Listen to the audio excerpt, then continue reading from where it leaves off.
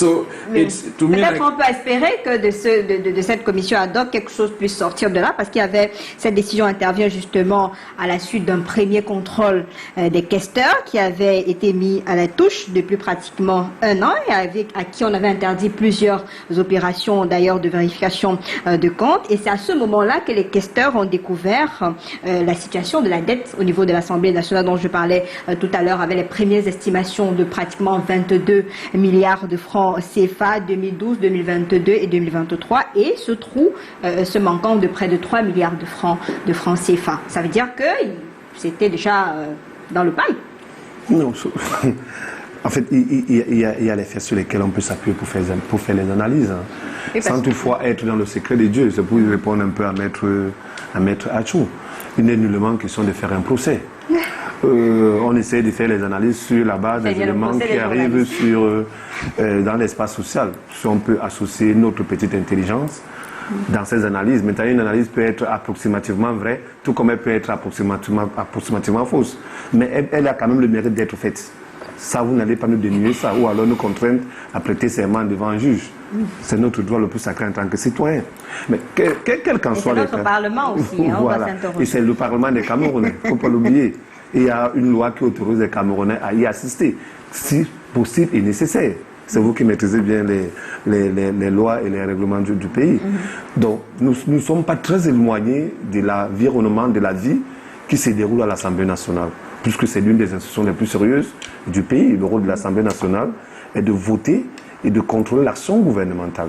C'est-à-dire, c'est un rôle primordial dans la vie des institutions du pays. Donc, si l'Assemblée nationale a un rôle primordial dans la vie des institutions du pays, ça veut dire que le citoyen aussi doit savoir quels sont les mécanismes que cette Assemblée nationale met en exergue pour que les missions à lui assignées par la Constitution soient effectivement respectées. Donc, d'où notre intérêt en tant que citoyen. Quel qu'en soit les cas, pour revenir à votre question, Lynn, il y a les signaux.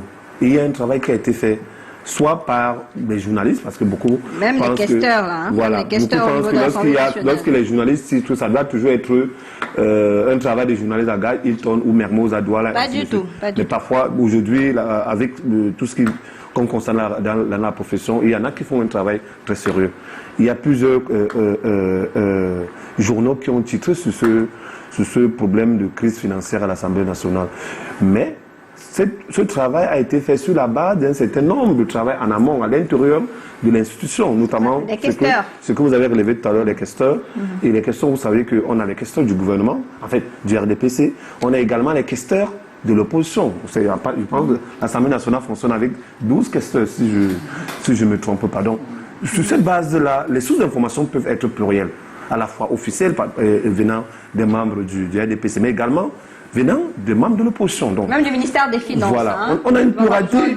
Le journaliste ou bien le citoyen peut avoir une pluralité de sources. C'est le nœud central. Mais nous serons confrontés à la vérité, comme vous dites, parce que quel qu'en soit le cas, la vérité viendrait de l'institution et non des éléments périphériques à l'institution que nous sommes. Donc, ce travail a été fait sur la base d'un certain nombre de comportements. Lorsqu'on parle de dette, c'est parfois les commandes publiques, parfois les marchés publics qui sont attribués, en fait, qui sont gagnés par un certain nombre de citoyens auprès de l'Assemblée nationale. Ça peut être peut-être la sonorisation, on peut citer. Mais également, il y a un élément qu'on n'évoque pas. De plus en plus dans ce rapport-là, dans cette commission ad hoc qui a été mise sur pied, on parle des missions fictives. Tout à fait. Et les missions fictives sont l'œuvre à la fois de l'administration centrale de l'Assemblée nationale, mais également des députés. Mais lorsqu'il y a une mission, elle doit être payée. Est-ce qu'elle est toujours payée? Peut-être c'est double paiement. Les questeurs ont dénoncé des doubles paiements, recrutement massif et frauduleux de près de 500 personnes, limitation de la signature du président de l'Assemblée nationale, l'augmentation frauduleuse de 50% sans avis du bureau de la Chambre des salaires des hauts cadres de cette administration parlementaire. Voilà quelques griefs qui ont été relevés par les questeurs au niveau de l'Assemblée nationale pour justifier un peu, pour aller vers le sens de cette gabegie financière au sein du Parlement. Et c'est la raison pour laquelle la plupart des journalistes qui ont traité de cette question ont parlé des signaux rouges. Parce qu'en réalité, la situation est assez alarmante.